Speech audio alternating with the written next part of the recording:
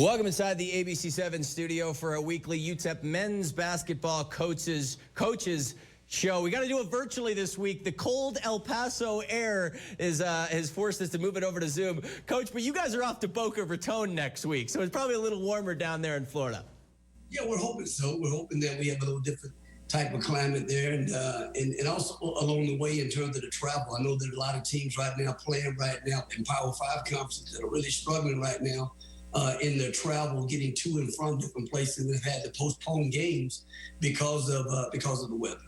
Speaking of things that are hot, you guys stringing together 2 back-to-back victories over Florida International. How were you guys able to use that momentum from Friday and translate it then into Saturday night? Because second half, you guys closed really well down the stretch.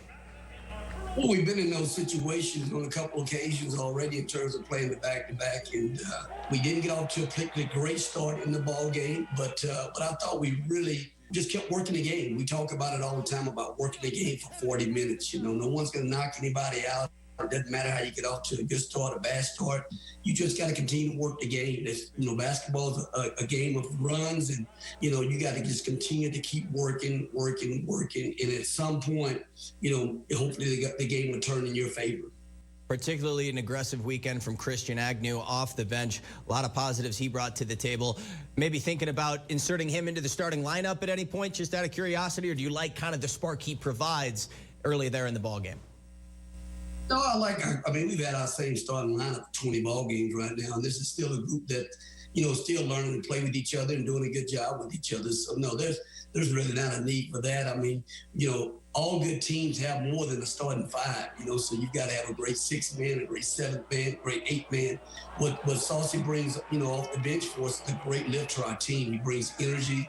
He brings a guy that can come in and, bring some scoring for you at times. And when he's bringing the scoring part along with the energy, he really takes our team to another level.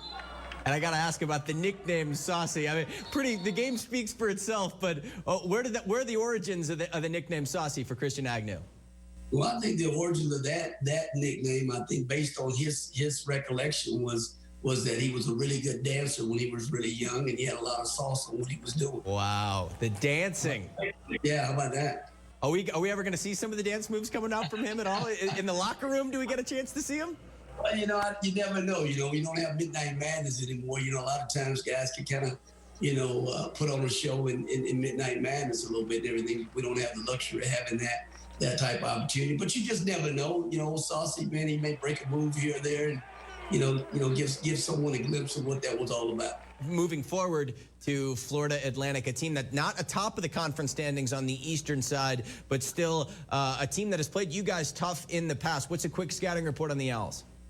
They're a very solid team. They've got a mixture of older guys that they've had in their program, along with, some transfers that have also come in and really helped those guys. And they don't beat themselves. They're a really good offensive rebounding team.